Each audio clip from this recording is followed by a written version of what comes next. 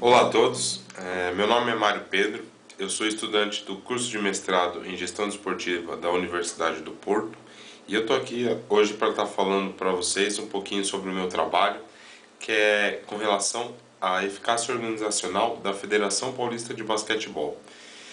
Bom, tratando do meu trabalho, na parte de revisão de literatura, eu busquei estar definindo o tema de eficácia organizacional, definir o que é eficácia organizacional para o meu trabalho. Porém, durante a revisão de literatura, o que eu observei, e que foi observação de diversos autores, é que não há uma definição global, uma definição abrangente sobre eficácia organizacional. O que houve com o passar dos anos foram diversas abordagens que foram utilizadas tanto por pesquisadores como por administradores de empresas, instituições, sobre eficácia organizacional.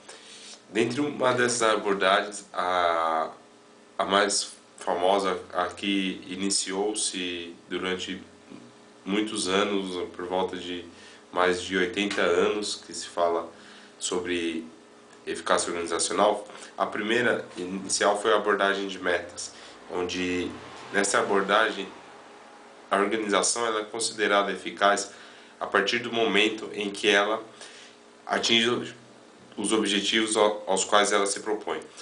Por exemplo, uma empresa é vendedora de computador. Então, sobre o ponto de vista dessa abordagem, ela é considerada eficaz quando ela vende computadores e gera receita. Porém, os pesquisadores e até mesmo administradores passaram a observar que essa não era uma abordagem suficiente para dizer se uma organização é eficaz ou não, porque a partir desse momento eles ampliaram a visão deles sobre a organização de um ponto de vista não apenas de algum fator, um ponto de vista unidimensional. As organizações passaram a ser vistas como um sistema mais aberto e complexo, multidimensional, não apenas dizer que cumpriu tal objetivo, a organização é eficaz. Não. A partir daí surgiram outras abordagens que, claro, não excluíram essa abordagem de metas, e consideram, né, uma abordagem importante, mas vieram ao longo do tempo a complementar.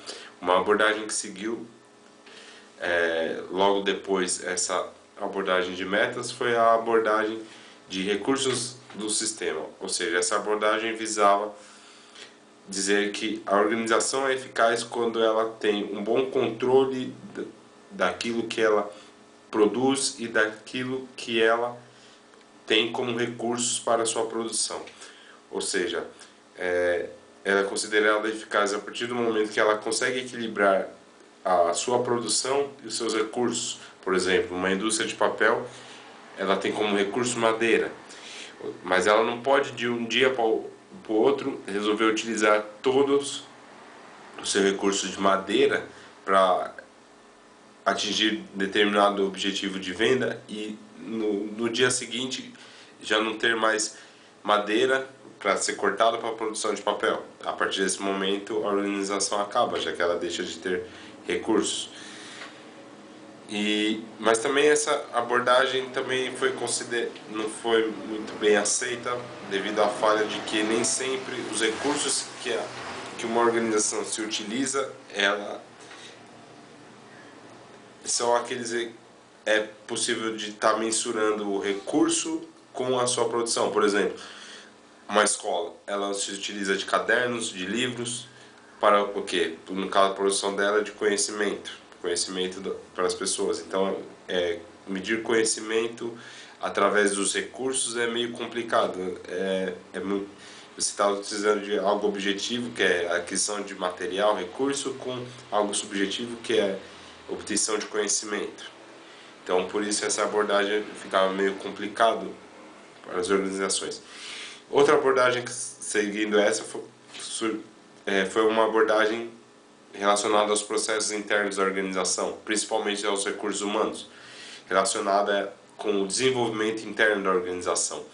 Nessa abordagem, a organização é considerada eficaz a partir do momento em que ela tem um ambiente interno favorável, harmonioso, geralmente.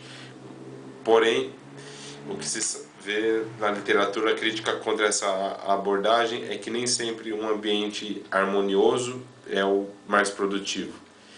Às vezes é necessário um pouco de estresse para que amplie-se a produção em uma determinada organização.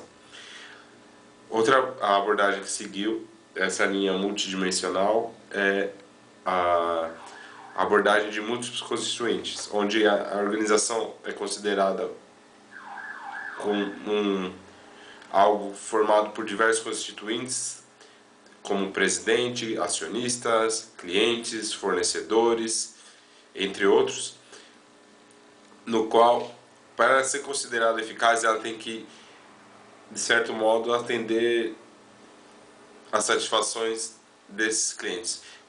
Mas o que sabe é que, muitas vezes, ela não consegue atingir a todos, mas, de certa forma, para ser eficaz, ela tem que tentar manter um nível agradável de satisfação de todos os seus constituintes. E, seguindo essa abordagem de múltiplos constituintes, surgiu uma abordagem de valores contrastantes, em que, muitas das vezes, aquilo que um constituinte considera importante, o outro já não considera tanto, e às vezes o que um considera não vai de encontro com o outro, tem um certo contraste entre o que um constituinte pensa e que o outro constituinte pensa. Por exemplo, numa organização desportiva, às vezes a entidade necessita vender o jogador para agradar seus acionistas que vão receber dinheiro com isso, mas muitas vezes elas não agradam aos torcedores, porque os torcedores gostam do jogador e gostariam que ele permanecesse na entidade. E aí a organização tem esse conflito de interesse dentro dela. Então, nessa abordagem, sabe-se que não é muito difícil alcançar como posso dizer, 100% de eficácia numa organização, porque muitas das vezes os objetivos, os valores dentro da organização acabam meio que contrastando um com os outros.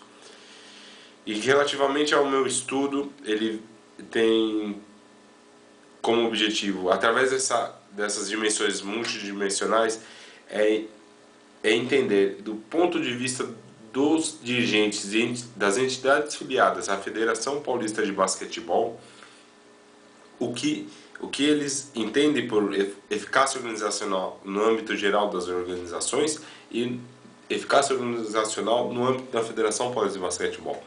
Outro objetivo também é entender quais fatores eles consideram importante que a federação deva estar cumprindo para que ela seja eficaz sob o ponto de vista deles. E além disso, conhecer como seria um processo de avaliação para no final de tudo isso saber conseguir mensurar, avaliar se a Federação Paulista de Basquetebol é eficaz ou não. E bom, o estudo não está terminado, eu estou em fase das entrevistas, estou realizando entrevistas, mas o que eu tenho percebido é que entre os diversos dirigentes, eles têm pontos de vista diferentes sobre o que é eficácia organizacional. Alguns tendenciosos a abordagem de objetivos, no qual a federação é eficaz quando ela consegue cumprir os seus campeonatos, outros uma abordagem mais de múltiplos constituintes, onde eles entendem que a federação, de certo modo, tem que agradar aos seus filiados. Outros pensam numa abordagem mais dos recursos humanos, dos processos internos da organização, acreditando que ela, para ser eficaz, tem que ter um grupo de trabalho interno muito bom, harmonioso, onde quem trabalha ali sejam realmente profissionais.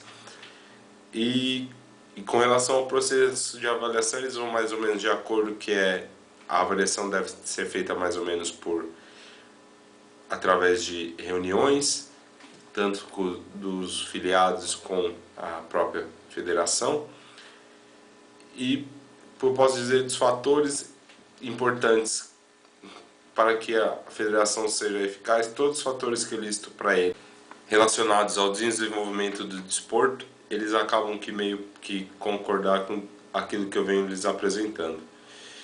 Então o estudo não está terminado, como eu disse, mas o que eu vejo são diferentes pontos de vista sobre o que é uma Federação Paulista de Basquetebol eficaz sobre a ótica dos clubes filiados. Bom, basicamente meu trabalho é isso. Devo estar terminando provavelmente no mês de junho. E eu gostaria de estar agradecendo a IGD pela oportunidade e agradecer a todos aqueles que estão prestigiando o evento. Muito obrigado. Até mais.